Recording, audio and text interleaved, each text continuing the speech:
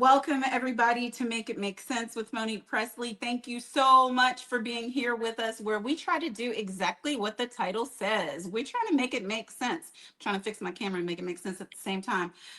We want to take the things that are complicated, the areas where there's confusion, the areas where you may need more clarity, and we want to bring it to you. We want to bring you the facts. We want to bring you the data. Yes, we are bringing you expert opinion also from the best and the brightest in this world, but it is also backed up in facts and data. It's backed up in experience. It's backed up in wisdom. It's people who know what they are talking about. You understand me? Not people, not fly-by-nights or overnight wonders. God bless their souls, but that's not what we do here. Today, I am so thankful to have back with us on Make It Make Sense, except for now, it's our first time that we've transitioned full-time over to being live on YouTube. Welcome everybody, new subscribers, new viewers. Please click the like button on this video so the algo is our friend. Please subscribe to my channel. But no stranger to the show, but new to Make It Make Sense on YouTube, the activist, the organizer, the civil rights leader, the best-selling author, the podcast host, our sister, but my personal brag is she's my dear friend. Would you please help me welcome Tamika D. Mallory? The queen is here. Hey, what's going on, girl? Hey, girl, hey. Hey. You look pretty. Thank you. That's all I can say. Life is life and things are happening. People have no idea about how much goes on every day in this movement. And it's like you and I could be on a conference call, fighting through a process or on a thread, literally even sometimes disagreeing with one another and then coming to do this at the same time. And so life is just, it's so full. And I love being your friend, because we definitely do not, we don't kid glove one another. We're like, let me tell you how I feel. And I love how we always have those real conversations. So we've been having those. We've been fighting the fights. We've been slinging books. We have been taking care of children. We've been being grandma. I have been.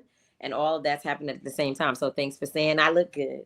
Yeah, and Tamika, you are a truth teller in my life. And I don't take that for granted at all.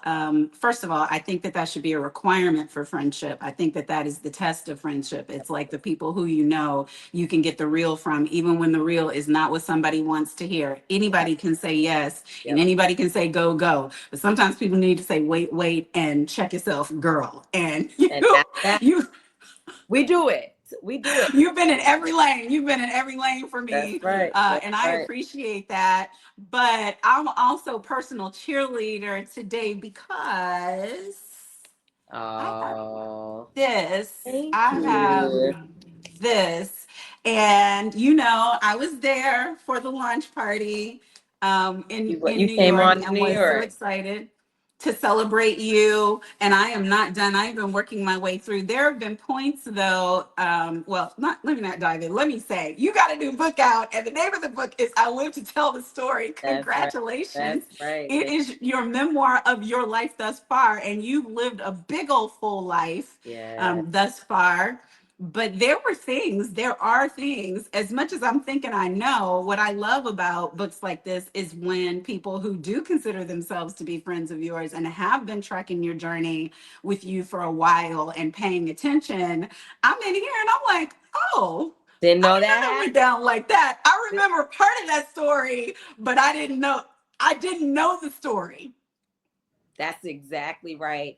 And you're not the only person. I ran into Michelle McGee today, who is head of content for Essence Magazine. And she was like, bruh, I just finished your book.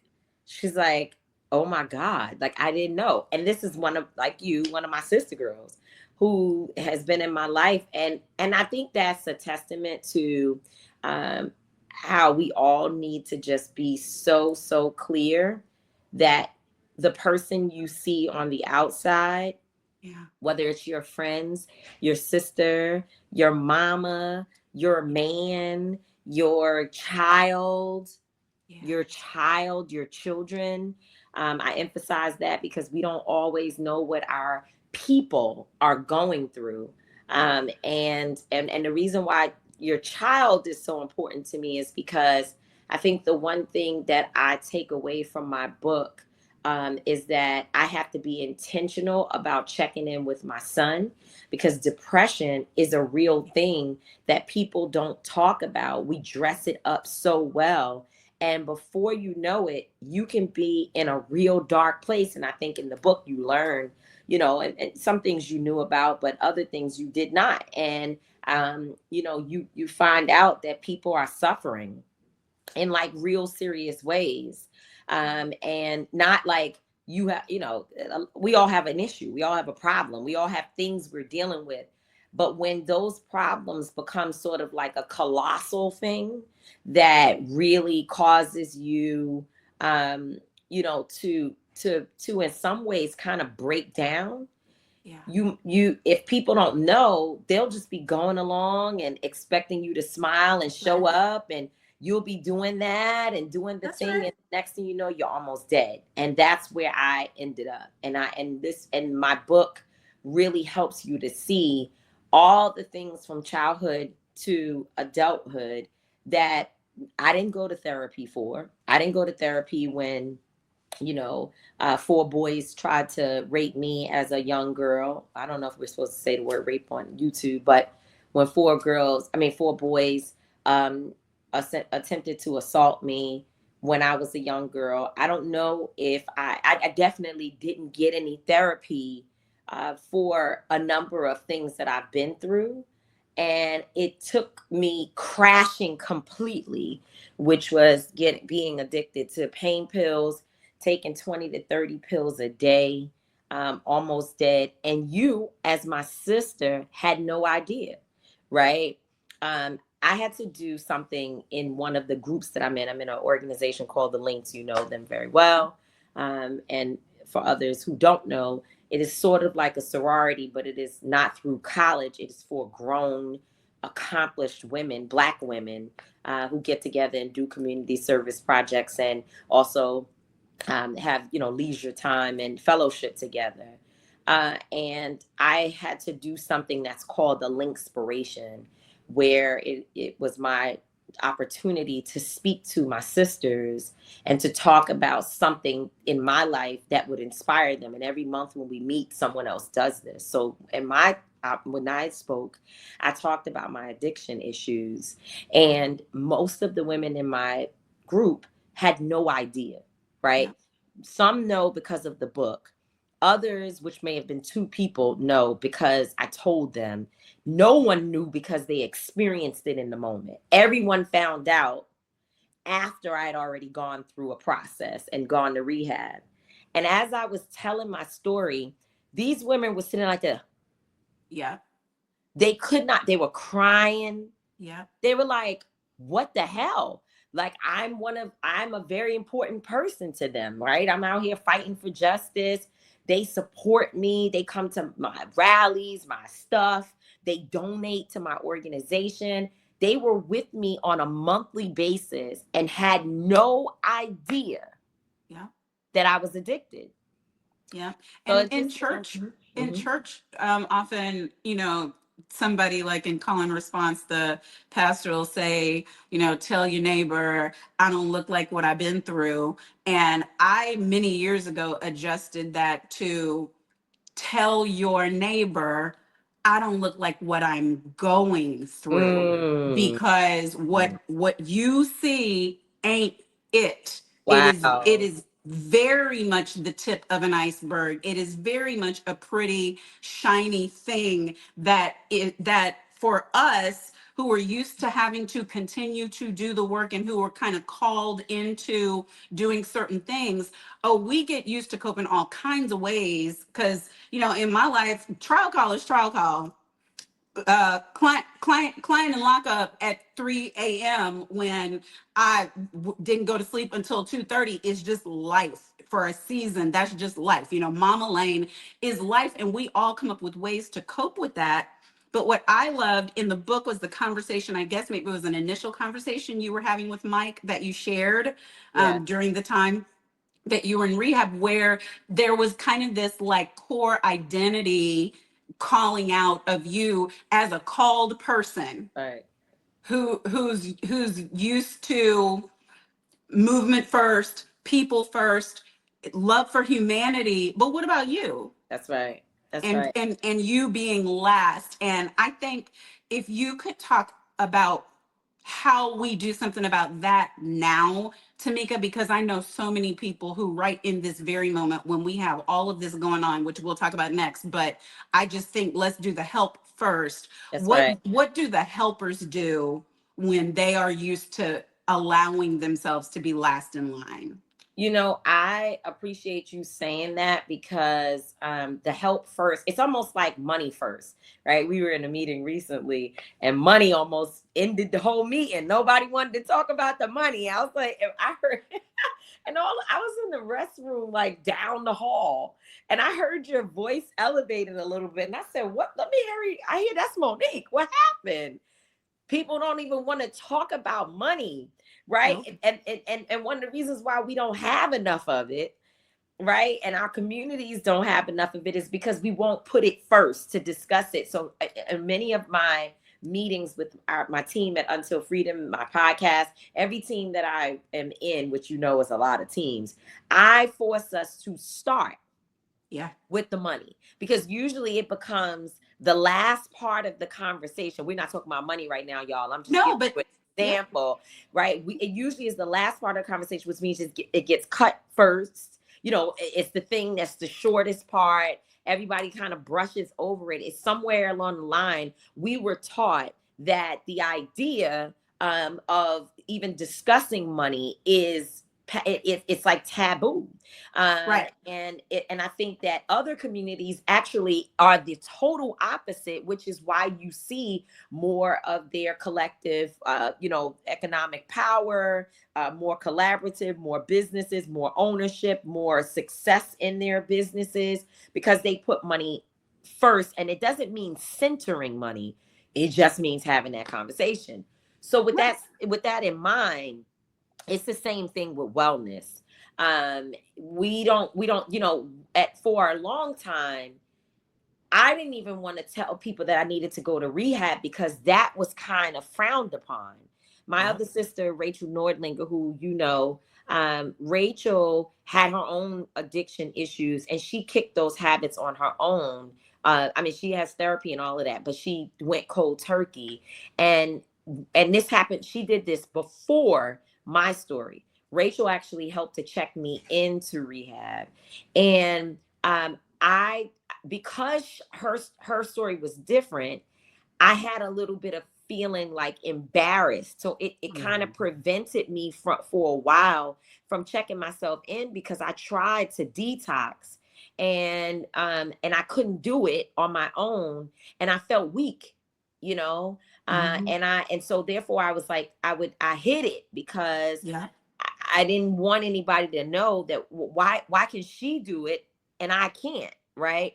And I'm saying all of that to say that there are so many things that get in our heads, Yeah. in our minds, that tell us we're Yep. not strong enough.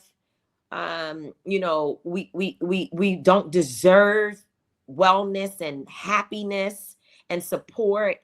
And so all of those things become a barrier for your mental success. Like you're from here to your feet, you are struggling with different things just because our culture tells us that we're not enough when we're actually more than enough. You know, our culture tells us we shouldn't go to therapy because and of course it's been just a few minutes since we started talking about mental health. Y'all, it's been about 11 days since we started talking about this. Is not 10 years, Right. right? This is just a few years that mental health is a big thing. But for a while, to even say you needed therapy it was frowned upon. You Yep. looked, you were crazy, right?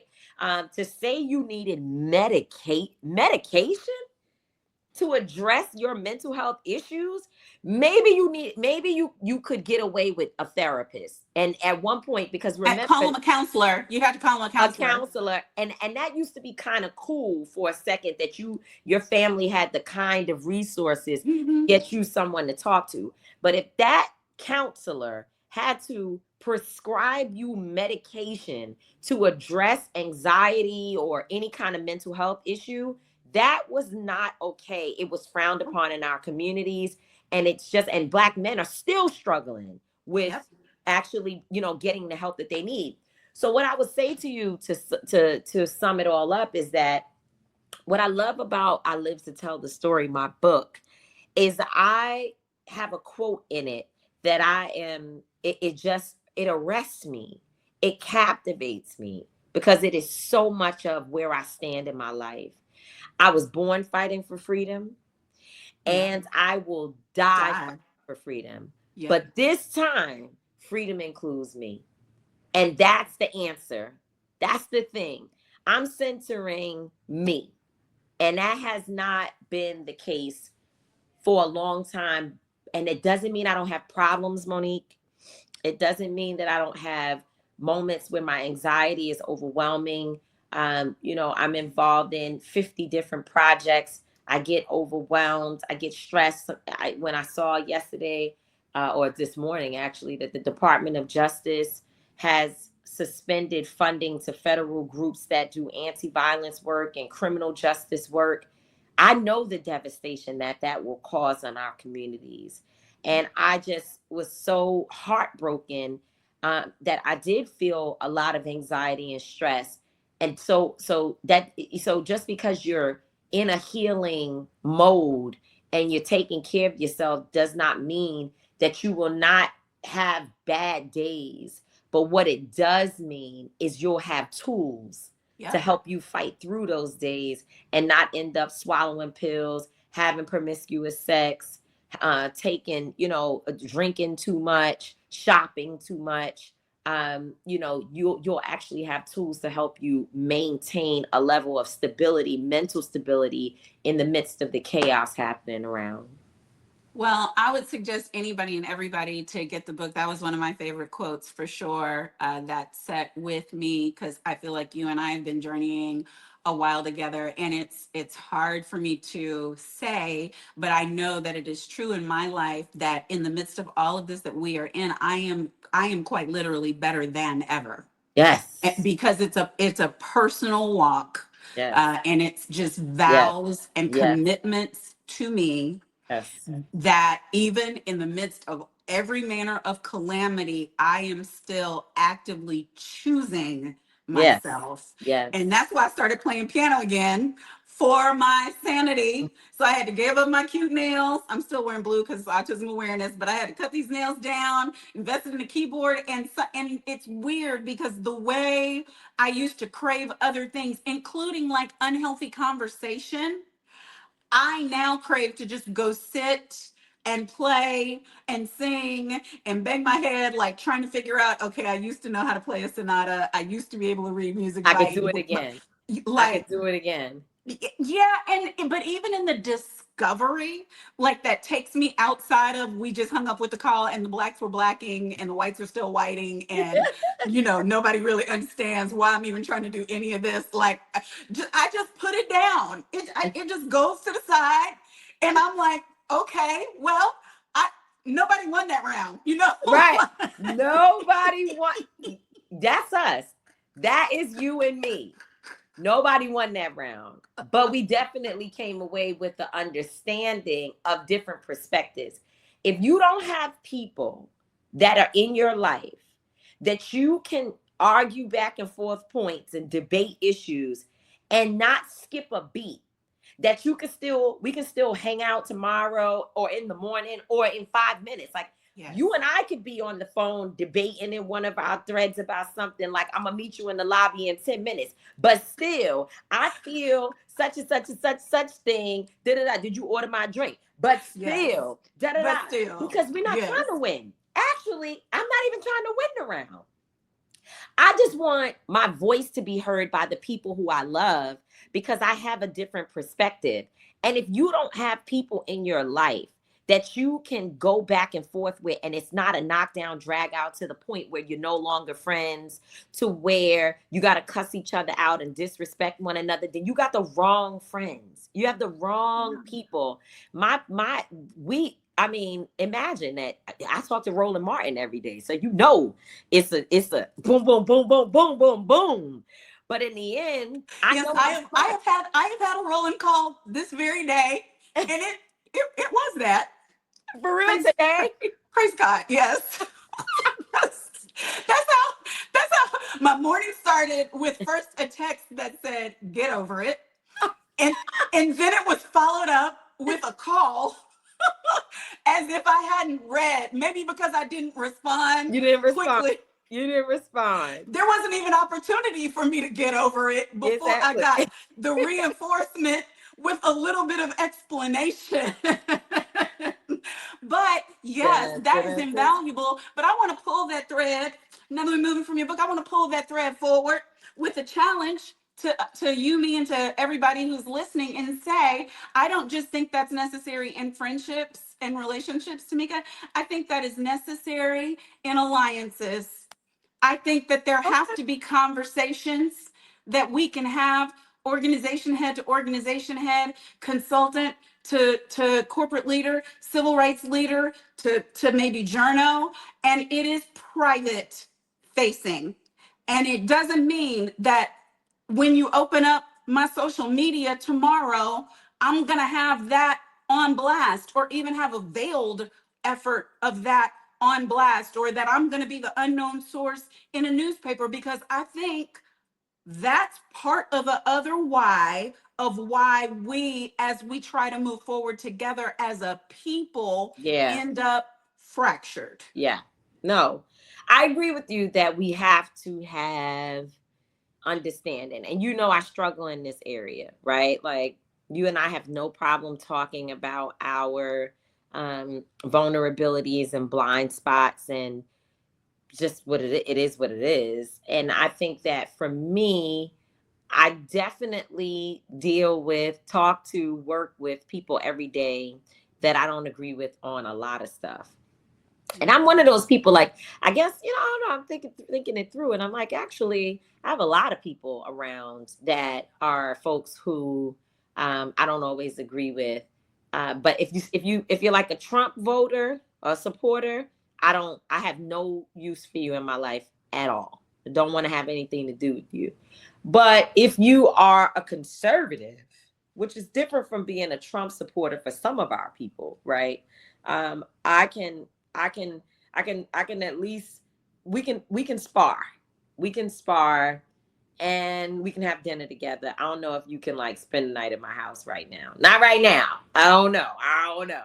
You're doing better than me, because I can tell you, since November, I have not had not one such conversation.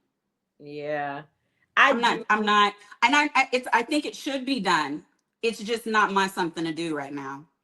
Yeah, I do, because unfortunately a lot of the people who I deal with every day on a very, very, very, very grassroots level have been duped.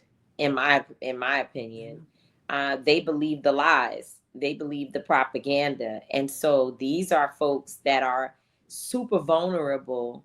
And I don't want to cut the relationships because I already know we're going to need one another more. They're going to need to come to be back in the fold quick. They don't know it yet. Some of them are starting to know, actually.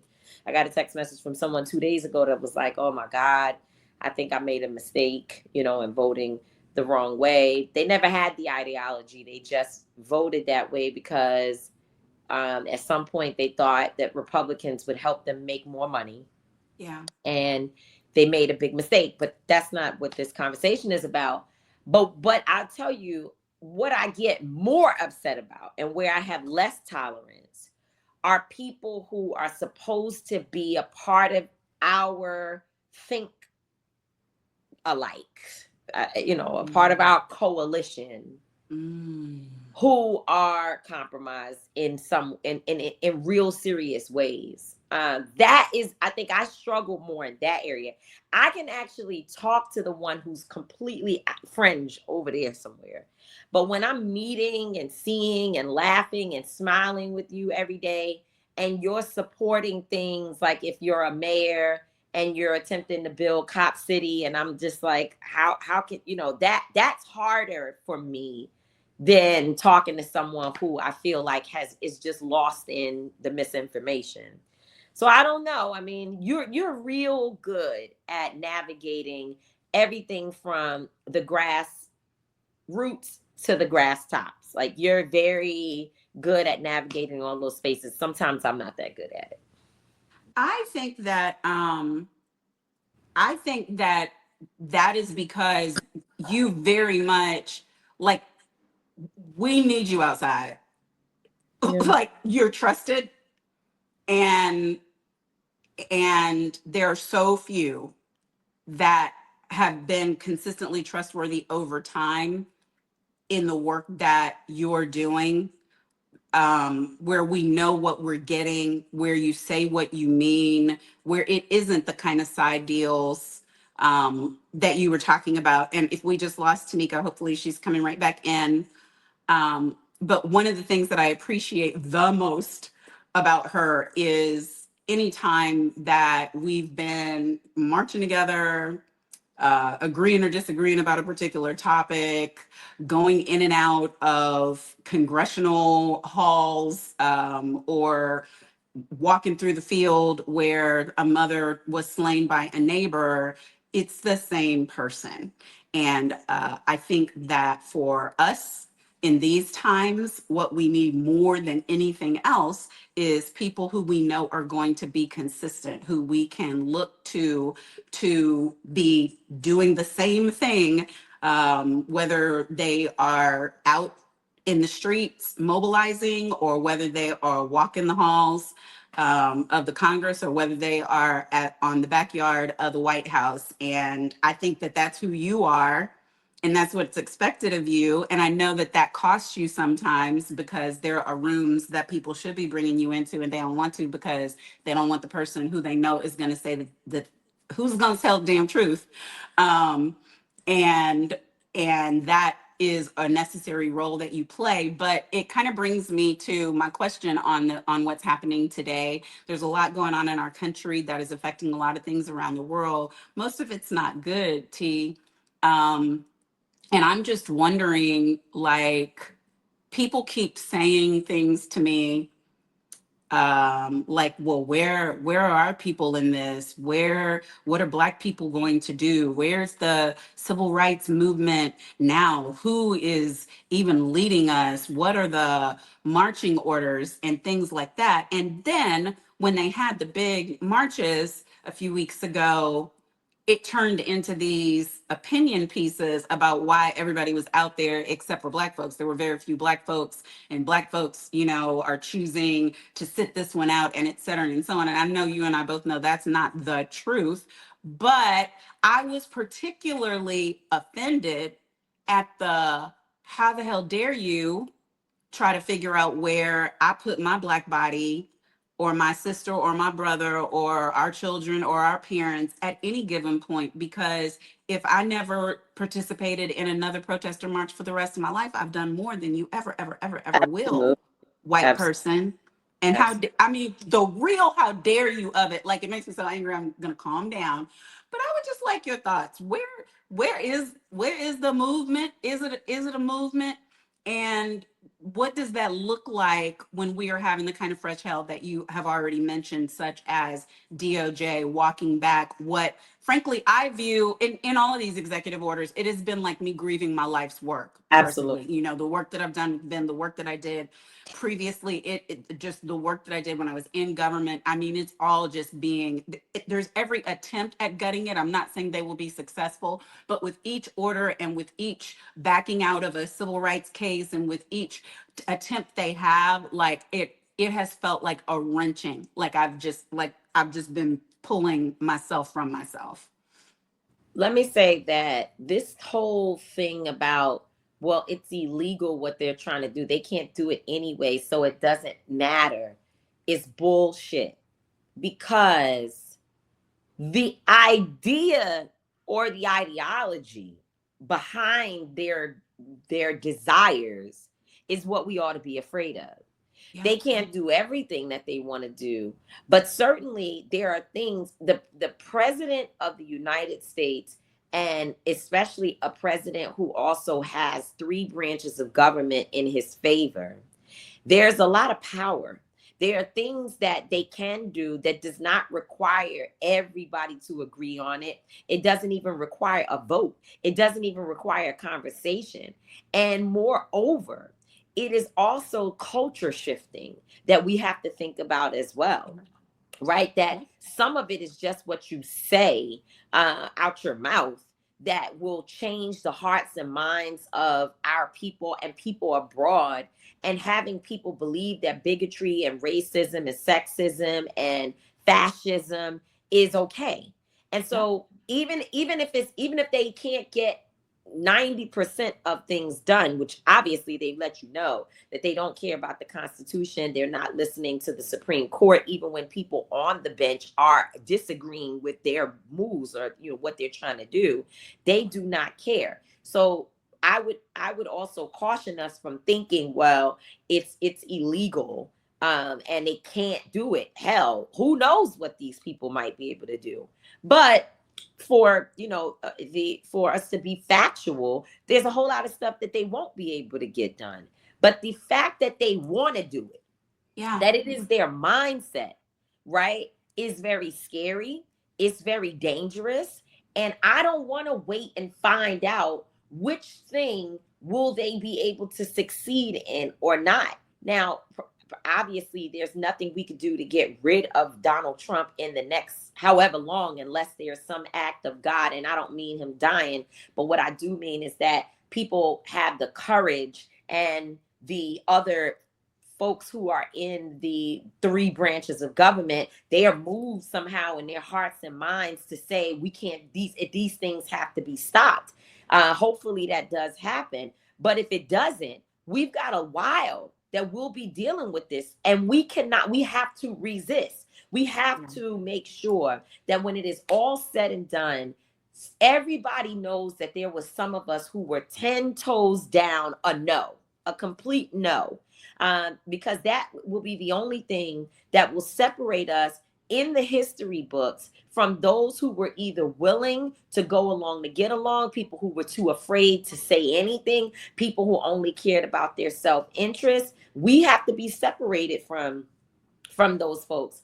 I don't know if this is what you asked me about, but the other day I was preparing a speech and I was just thinking of an illustration for the speech, and I'm trying to think, damn, what do I want to say? And what I was talking about, and in fact, on our podcast, my son, he kind of got me thinking about the movie Origin, which we love Origin, amazing film.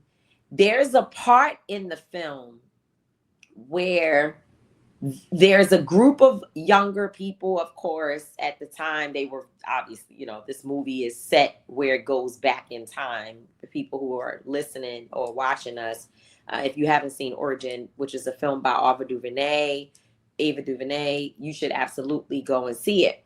And so there's a part of the film which goes back in time to Germany, Nazi Germany, right? And this is a moment where the younger folks are at a party, a nightclub, and they're all dancing and they're singing and they're having a good time.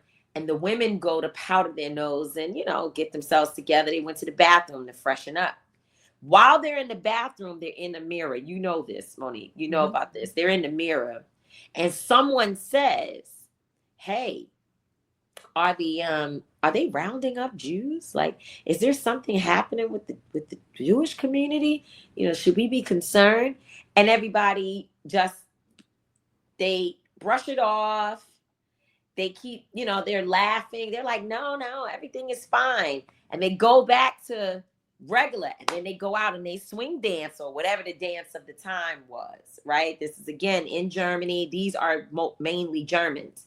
There's one Jewish woman who's in the bathroom who's listening to what they're saying, and she's later killed by firing squad, her and her child and her German husband, because he dared to be with her. She was passing, so in the moment no one knew that she's a white woman, she looked just like them, they didn't think anything of it. But exactly what the person walked in and asked, are they rounding up the Jews? Is there something happening? Exactly what they were asking about ended up happening, at least to this one woman. And then we know how many people and what the story is that they were able to murder and extinguish so many Jewish people. And part of it was because of a lack of care and understanding, and this ignorance that so many people have, where we're not paying attention to what the hell is going on around us.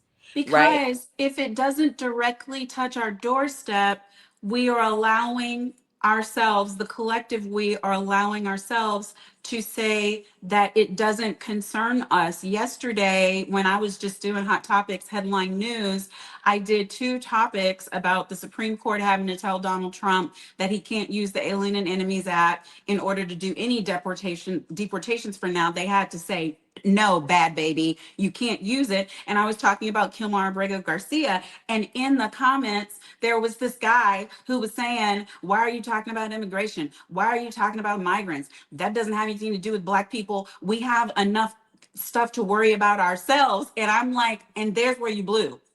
Because if you think that that doesn't have anything to do with Black people, you're missing everything they're doing. They are coming for our papers, baby. Every last one of us. And so if we don't care now, it will be so much easier 3 months from now, or however long it takes for Donald Trump to get to the homegrowns. What did he say? The homegrown terrorists. When he said that, I heard him loud and clear.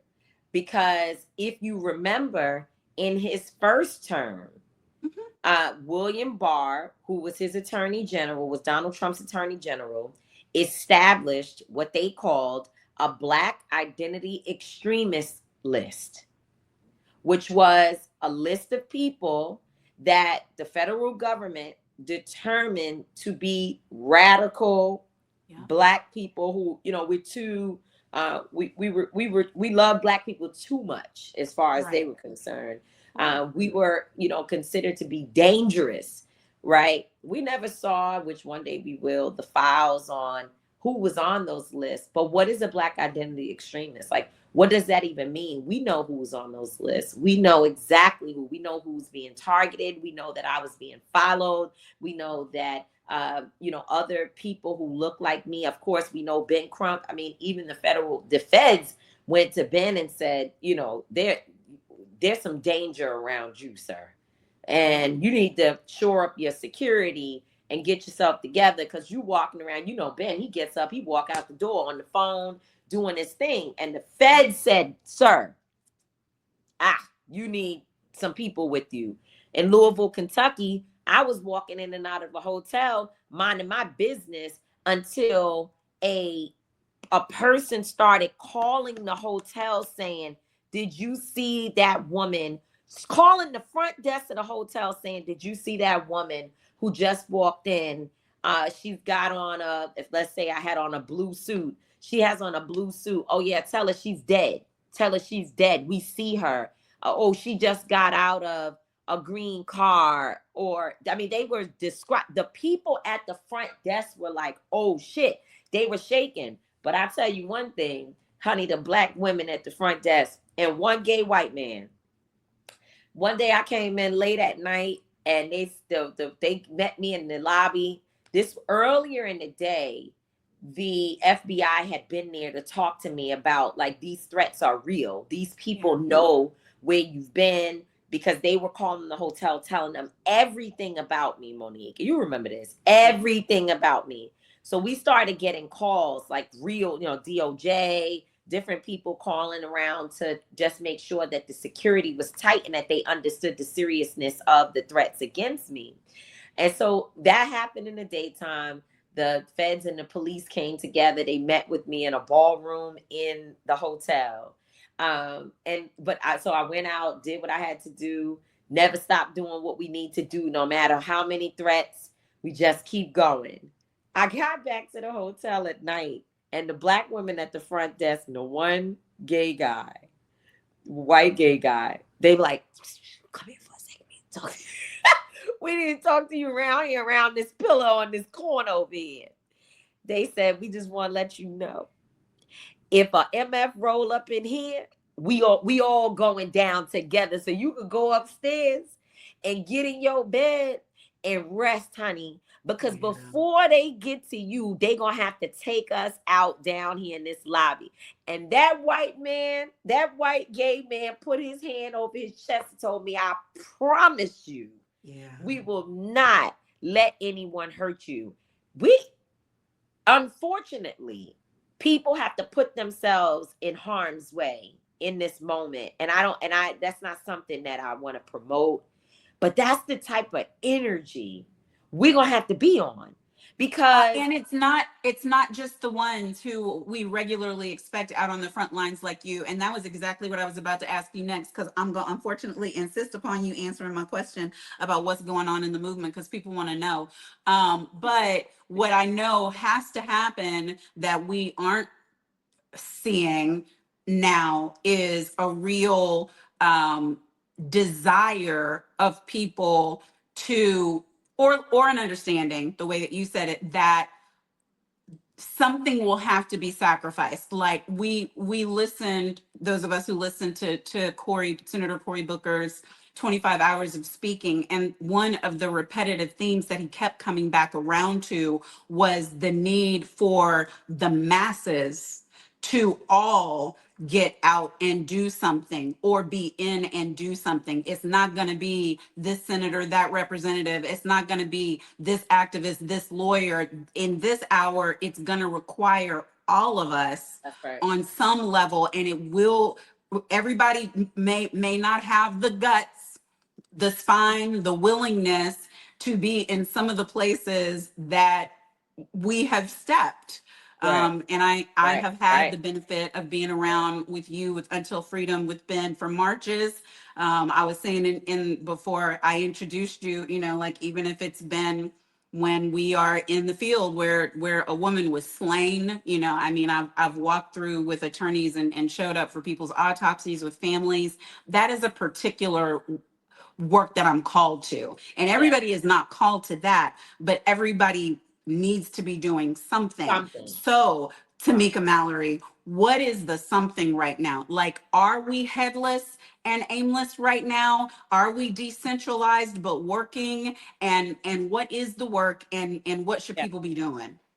Yes, excuse me. I am sleep deprived, so my apologies for the yarn. I think that we're both decentralized and leaderful. I'll say it this way and really make it simple. We have always had multiple leaders in the movement. We just didn't have social media that amplified all the people doing the work. If you think for one moment that Dr. King was out there as the only person, that he got up in the morning, made all his own decisions, wrote all the speeches, had all the ideas, you haven't read a book, right? If you haven't even watched the documentary. If you just pay attention to the movement a little bit, you will know that there were always the Dorothy Cottons and we call it Bayard Rustin and individuals, individuals, Ralph Abernathy's and Mahalia Jackson. People think Mahalia Jackson was just a singer. No. Mahalia Jackson was a bad sister. She had strategy, right? Ella Baker. These are people who did not give the I Have a Dream speech, but yet they were a part of the organizing body, the leaders of SNCC. Some of them were speakers, some of them weren't. Black Panther Party, you had your Angela Davises, but actually Angela Davis wasn't even the Angela Davis that we come to know at that time, because there were other individuals, especially the men, who were sort of the faces of that movement. So we should just get out of our minds this idea that there's only one person that can call things on and off, that can lead us where we need to go. There are just charismatic people who come to the forefront that have the ability to articulate the needs of the people and have the ability to keep awareness and to keep folks feeling connected to the struggle. But there is a war chest of individuals behind the scenes. Ben Crump don't go out there and fight no cases by himself. Girl, by the way, Ben has to listen to you, me, Teslin, Suan, and everybody else. Cliff, I mean, there's a number of us, Lanita Baker, there's a number of us who wake up in the morning, we hear about a thing, we contact Ben, and we're like, this is how we feel. You, Ben, we don't think you should say that. Ben, you should do da. And he sits there and feels he's one of the best to ever do it. All those things and all the different perspectives, and then you hear him speaking, and we can hear ourselves in the things that he's saying. I have heard you, I've watched you on the thread say Ben da. And then when he starts speaking, he's just good at being able to articulate it. Why am I saying all of that? Because in this particular moment, the only thing that's different is that we can all turn these phones on and be the leader. Yeah. Whereas before, the media would only go to Dr. King's press conference or Reverend Jesse Jackson's press conference or whomever it is. Now, there's no need to even have one place where the press come. You can do that, of course, but you can turn your phone on, and if you can get enough people to listen, you're speaking on the issue. Now, is that always healthy? No. Right? Because some people are leading us in the wrong direction. Some people have no idea what they're talking about. So it is incumbent upon you as a Black person who is concerned to do the research on who you're listening to really check for their integrity, and to also know their roots. It is important to know people's roots. Where did you come from? How did you get here? It's okay to have an opinion, but to call someone a leader, we've got to be able to trace back some lineage. We need to understand who raised you, who taught you, what have you studied, where have you been, and have you been in the communities that you claim you're fighting for? And what have you killed? What sacrifices have you made to be in a position to be called a leader? So I feel for our people who are just looking to see, like, we've got some of our people are just looking for answers and solutions. And I feel for them because this is different from previous times. Now they got to do a whole lot of research to figure out who they're taking advice, suggestions, and organizing the next steps or directives, who they're taking that from. And that's a lot of work, because we have to do it all the time. And it's a lot of work, but it's just the work that you have to do, because now we have a lot of people who are involved, who have a podcast, and they speak. Now, from my perspective, I'll tell you what I think. I think that our money is going to be the most important tool that we have to push back in this moment against what is the onslaught to our communities, right? I think $1.8 trillion of spending power is a tool that we can use, that you don't even have to leave your house. You ain't got to protest nothing. You ain't got to go outside and get on no front line and put yourself in danger and do what you and I, Monique, do. You ain't got to do that. All you have to do is say, oh, you don't want DEI? No, right. You don't like diversity? You don't like equity? You don't like inclusion? Oh, don't worry about it. Let me delete the app. Yeah, because that means you don't want my money. You don't That means you don't want me. You are not willing to stand up for me, which is a perfect segue into our second of the last conversation topic, Target. Target. I Baby. hear there's a boycott that has been successful thus far, is ongoing, but has been successful in that the pain has been felt, significant pain has been felt, and it did cause Target to come off of their high horse and enter into meetings to try to do something about it with leaders of various organizations in our community. What can you tell us? Well, so yeah, you said everything. Target is feeling the pressure. They're feeling the pain. You got some people who are going to say, "Why Target? I don't understand about Target." Well, first of all, Michelle Obama named Target Target some time ago, and the sisters especially said, "Oh yeah, Target. Okay, I've been there once or twice, but I'm gonna go up in there some more."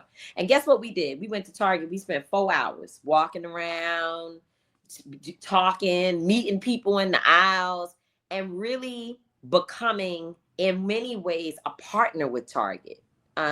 Because we support the programs, we support the Black businesses, we support the idea of this company, especially after George Floyd was murdered, where you had the president of Target say, that could have been one of my employees. I'm committed to doing this diversity, equity, and inclusion work. And so people really, when Target said we no longer, we are rolling back DEI initiatives, we're ending some of our programs. When they said that, it was a blow, not just to, again, leaders. No, this is a grassroots effort. It grew from the ground.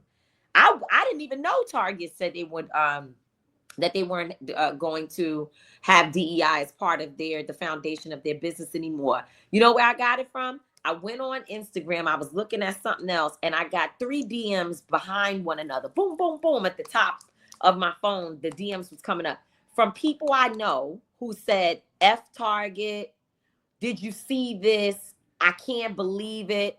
I clicked one of them and went into the comment section, and baby, the people said, I'm not going back. They said, oh, you don't want it? We don't need you. Black people need to save our damn money any damn way. So just tell me who not to spend my money with so I can figure out how to hold on to it. And of course, people were beside themselves. That's not something that any one organization or one person can end. That's not something that anybody can end. They are feeling it. Why do we know that?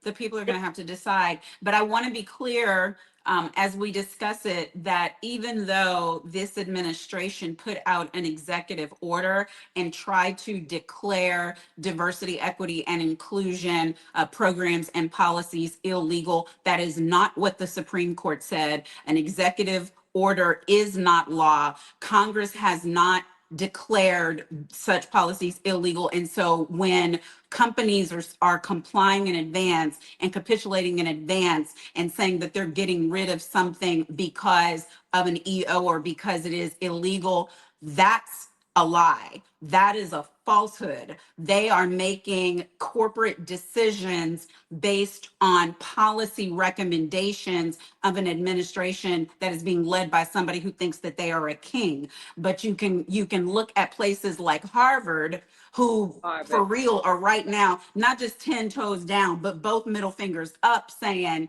but we will not. And we will not comply. And we're seeing law firms say, and we will not comply. And it's going to take us doing that, as well as the actions that we're seeing people in the streets doing when companies and when law firms cave under this pressure that is not based in law. So what I'm wondering, though, is what will it take for us to be back in the stores of Target? And here's the one area where I do have a question. I think that Target is trying to split hairs maybe win without having courage by saying that they're willing to continue to do DEI things without saying that it is DEI, without using the words. Are the words important, Tamika, or are the actions important, or both? Both of them are important because, I'm so glad you mentioned Harvard, but let's just talk about Delta.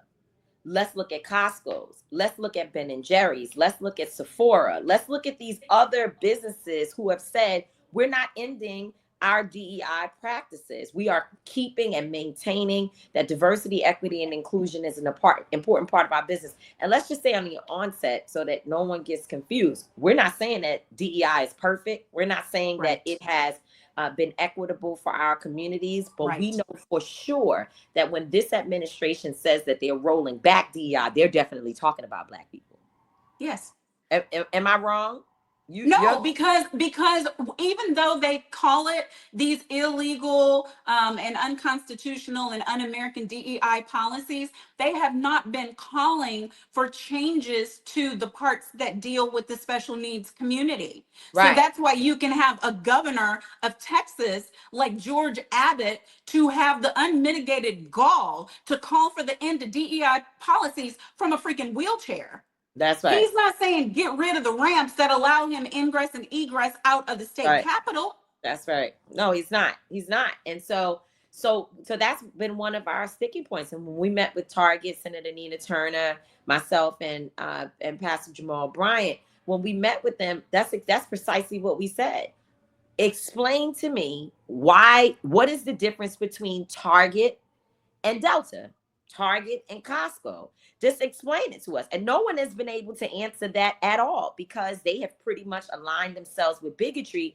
And to your point, they absolutely, this is their biggest talking point. No, we still have our Bullseye initiative. We're still doing the work of diversity, equity, and inclusion. But because of the climate, we have to change the language. We've got to shift some things around. So what they are pretty much telling Black people is that, nah, we rock with you. We actually like you. We love your money. We love the relationship we have. And you know what? At night, I'm going to definitely be over there. And when I come over, I'm going to bring you some things. I'm coming over at night. You know me, but Tamika. I was about to say, I ain't nobody's hoe. At night, I'll be over there. But during the day, the daytime ball, the public thing where the cameras are, I can't be with you.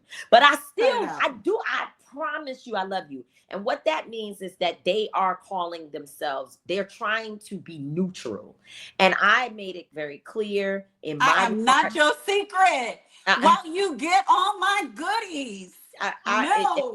And while I was in my remarks during our conversation with the Target executive, I said, there's no such thing as a neutral ground in this moment, especially when you have certain companies, which is one of the reasons why the Trump administration wanted so much to force every company to stand with them on the DEI rollbacks.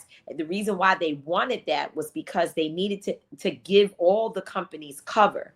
And so we have to make sure that we celebrate and raise awareness about those who stood 10 toes down, to your point, so that folks can see that, no, this isn't an everybody thing.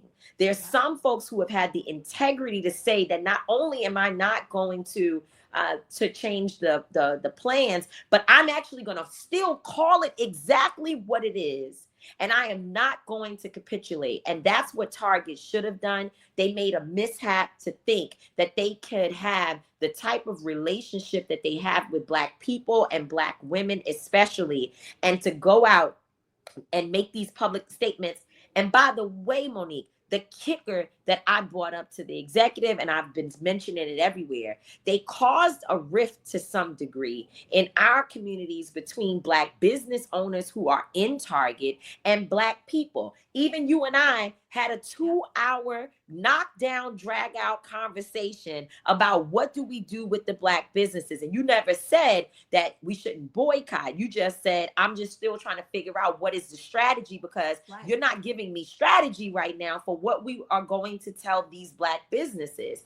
But what I said to you, and you agreed, how dare Target pull their DEI initiatives, which would ultimately cause people to say, I don't want to shop in the store. They didn't even tell the Black businesses. They didn't even have a conversation with the Black businesses first to say, listen, we need to get prepared with our talking points. We want to double down with our support for you, but we want to make sure that this thing is rolled out properly so that there is not a blowback and that people stop coming to the stores, which will ultimately harm you as our partner. It is not Black people's responsibility to hold up 2 or 3 individual businesses or even 100 individual businesses at our expense while we're being exploited by a conglomerate. That is not our responsibility. Sure, certainly we're supposed to support our people, and we should continue to do that. And you know, we have the relationship with the Black Chamber of Commerce. We've got all the Black lists. Nina Turner, We Are Somebody, has been out there sharing, please support these Black businesses. Black businesses are saying that they have more traffic coming to their websites than they did in some cases before all of this happened. So I'm not saying that we have to take our hands off of it. What I'm saying is that we're fighting the enemy. And unfortunately, as we fight the enemy, there are people who are casualties, who are sometimes caught in the middle of that. Target did a business deal with these Black businesses. It was their responsibility to meet with their partners and say, we're making a move that may impact you. Do you have something to say? Should we work on that requires respect? That's right. And that requires an understanding that I don't think they had then, but maybe they are getting now. They're getting that it. They weren't doing anybody a favor in promoting these businesses, just like we're not doing them a favor with where we spend our money. That's right. And I know that from my conversations with Dr. Bryant, that Target was a start. Target wasn't we do this one business because Target is the only offender. It was, let us show you a thing or two about what happens when we make a decision and show as a people. us. And show us. Yes. Because sometimes we start feeling powerless. We start feeling like we have to be able to go to that particular store or do this particular thing, or else we can't survive. You know how many people I see in my comment section who are like, you can meet with Target all you want, because I'm not going back, because I figured out how to survive without it at this point. So I don't need to go back to Target. So I'm just done. Right. Okay. Let me see what they do when Amazon is next. I'm gonna find out. Well, listen, it's a tough time, but when you have a government that has suspended funding to anti-violence groups, to anti-addiction groups, to addiction prevention groups, to criminal justice reform groups. When you have the Department of Education,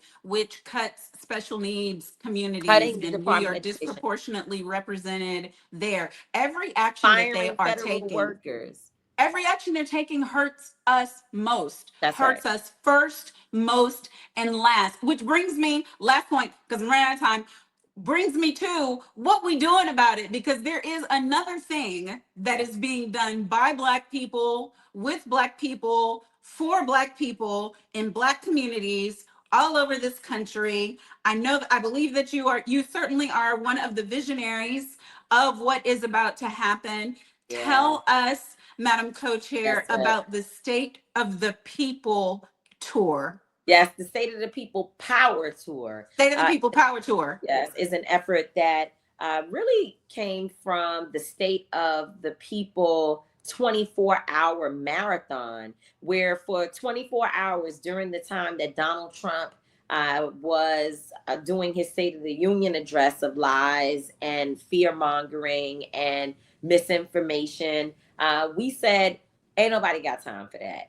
We're going to organize ourselves and give our people a place to go for truth, a place to go to be in community with one another, a place to go to organize ourselves.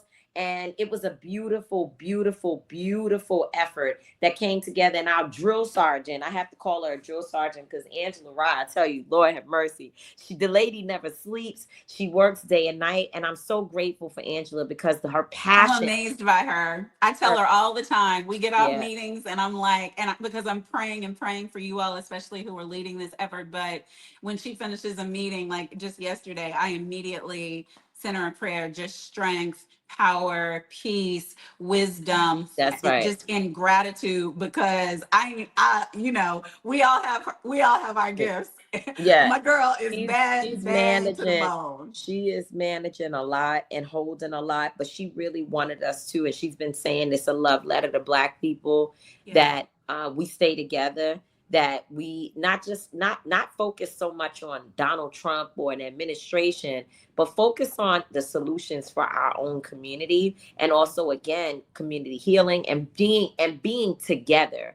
And so the State of the People Power Tour is 11 cities leading up to Juneteenth. I think we have a graphic for the cities. Mr. Producer, can you put the graphic for, there we go. Tell us. Yeah. So beginning this weekend, April 26th, we're going to be in Atlanta, Georgia, the 26th and 27th, and then in North Carolina, in Durham, North Carolina next week. And if you look at the schedule, it goes on and on and on for these 11 cities where the State of the People Power Tour will travel to. And Uh, we've got 3 days left, I think. If we can show the other graphic, we got 3 days left for 3 people days to left for register for.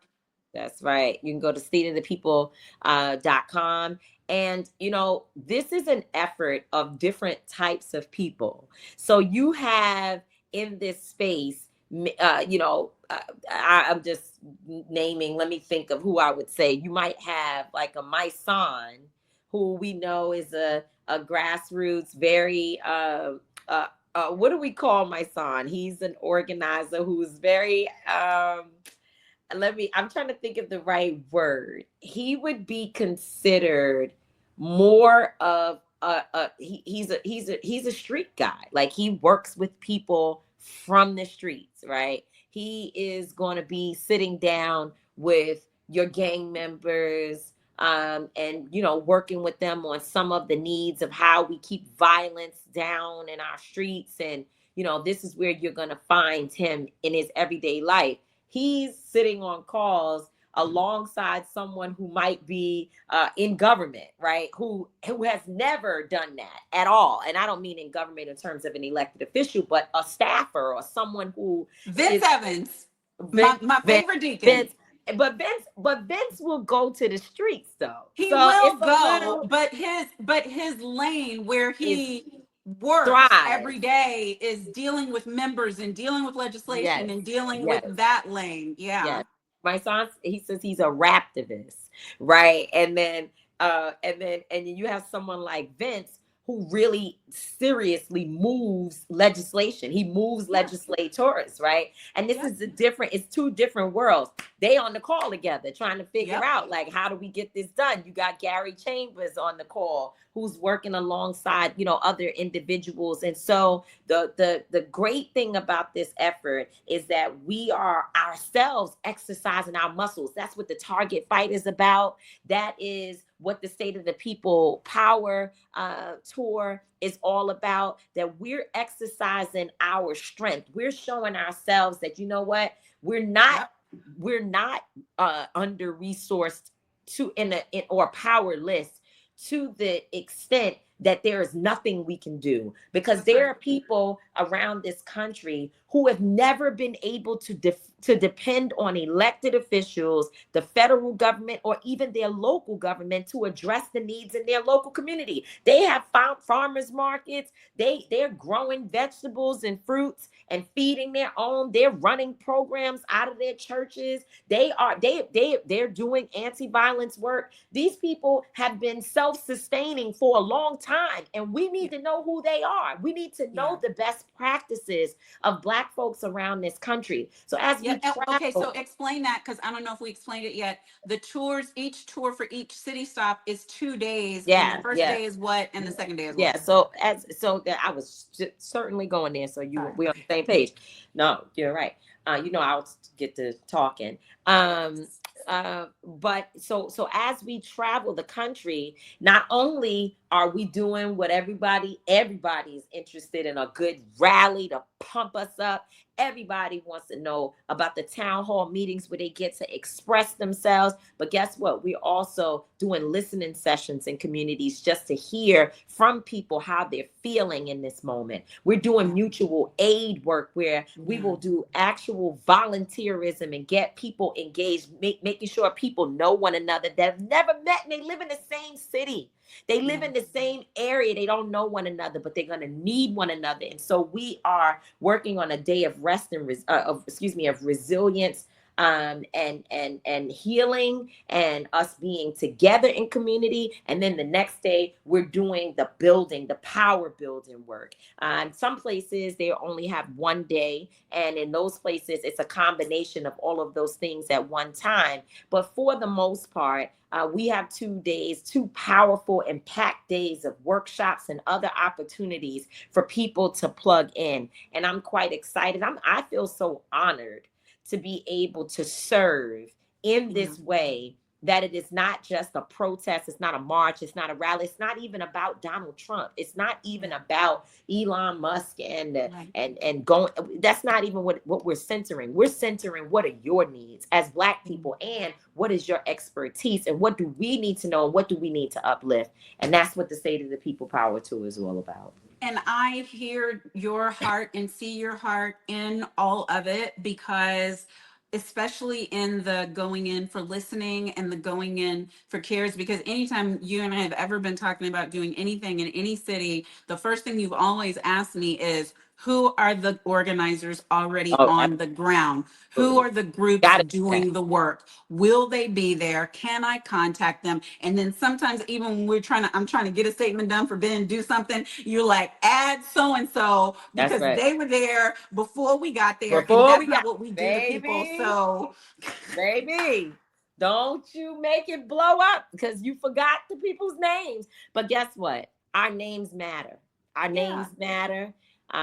We want our names called, and we deserve to be honored for the work that we do. And I yeah, am, I don't always get it right, because sometimes we're moving too fast, we're doing things, and we don't. Sometimes we miss um, the moment to honor the legacy of the folks who have helped to build that's right.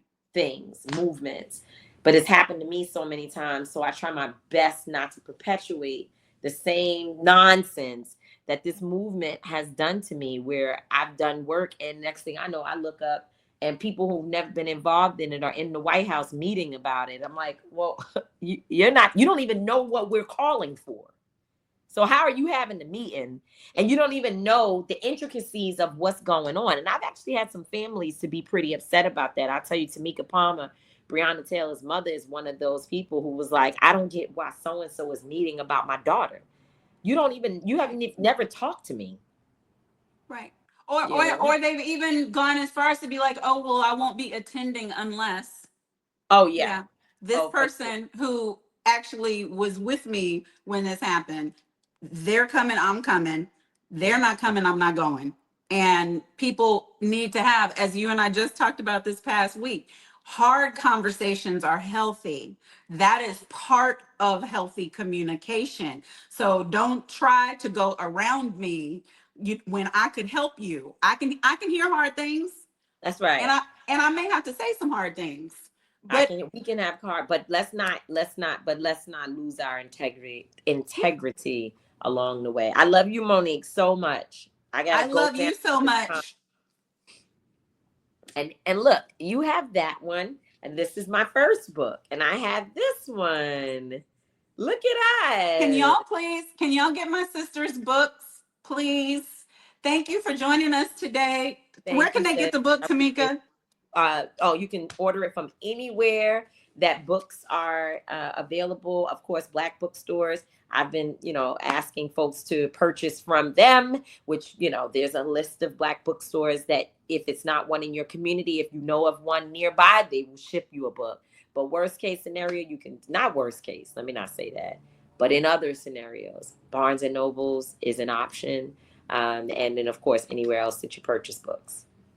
Thank you. Thank Thank you. you for taking so Love- much time. I always enjoy talking to you. Tell Yes, everybody you're going to see today. I know you're going to see a million people I know. Give them all hugs. Tell them I I love them. certainly will. Certainly will. Certainly All will. Love right. you so much, sis. Bye. Bye.